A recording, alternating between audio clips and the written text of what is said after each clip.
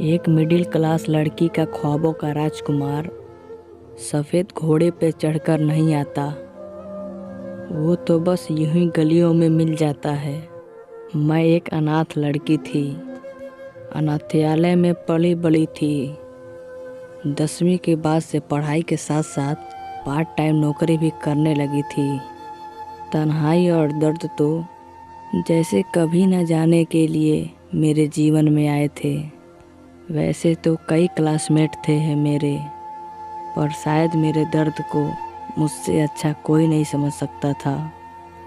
जिस लड़की की ना माँ हो, ना बाप हो, ना कोई बहन हो, ना कोई भाई, उसके लिए ये ज़िंदगी एक सज़ा से कम नहीं होती। ना तो रोने के लिए किसी का कंधा, ना परेशानी हल के लिए किसी का साथ, उलझ कर रह गई थी मैं अपनी बेकार से ज़िंदगी में। ना तो मुझे किसी से प्यार था और ना तो किसी का इंतज़ार था, लेकिन वक्त को कुछ और ही मंजूर था। मैं 18 साल की हो चुकी थी। आगे की पढ़ाई करने के लिए हमें दूसरे शहर जाना पड़ा और साथ ही जॉब करती थी। सप्ताह के 6 दिन क्लासेस और ऑफिस में भी जाया करते थे और संडे थोड़ा आराम करके ख़त्म हो जाता था। खुद के लिए समय ही नहीं मिलता था मुझे। कुछ पैसे सेविंग में चले जाते थे और कुछ पैसे बाकी का सामान खरीदने में और कमरे का किराया देने में ख़त्म हो जाते थे। तभी एक दिन ज़िंदगी ने नई मोड़ ली। मेरे घर के बगल में एक नया पड़ोसी रहने आया। वैसे तो पहले मैं उसे नोटिस नहीं किया, लेकिन धीरे धीरे उसे नोटिस करने लगी। मेरे घर से बाहर जाते वक्त और वापस घर आते समय वह अक्सर छत पर टहलता हुआ मिल जाता है। उसी दिन हम एक दूसरे से पहली बार बात की। धीरे धीरे बातों का सिलसिला शुरू हो गया। उसने बड़ी ही चालाकी से उसने मेरा फ़ोन नंबर मांग लिया और फिर मुझसे फ़ोन पे बातें करने के लिए परमिशन मांगी। अब हम दोनों अक्सर रात भर बातें करने लगे। वह पढ़ाई में भी मेरी मदद करने लगा। जब मैंने पहली बार उसे आई लव यू कहा तो उसका चेहरा देखने लायक था।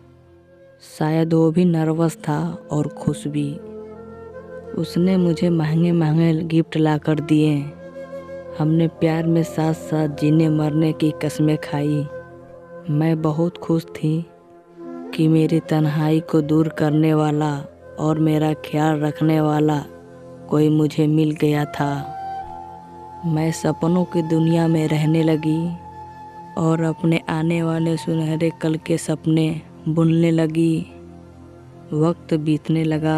देखते देखते 3 महीने गुजर गए। अब उसने बाइक ले ली।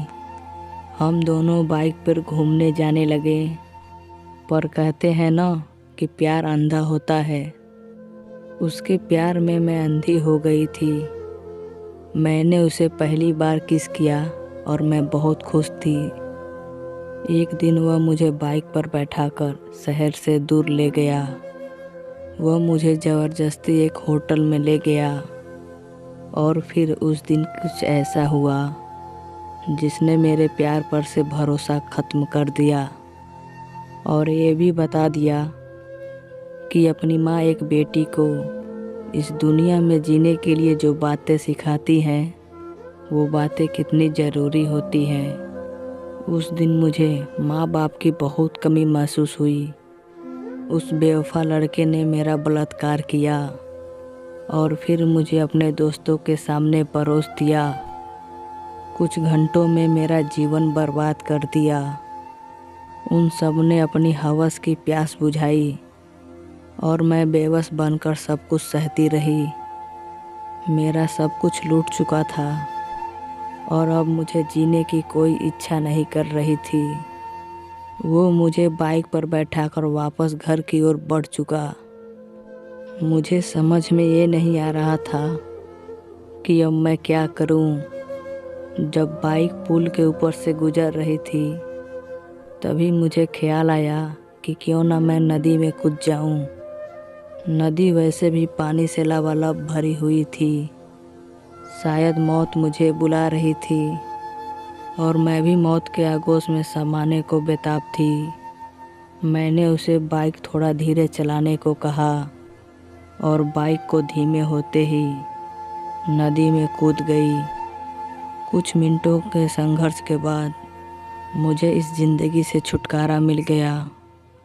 शायद मुझे अंधा प्रेम नहीं करना चाहिए था और मुझ में इतनी ताकत होनी चाहिए थी कि मैं उन दरिंदों से खुद की इज्जत बचा पाती।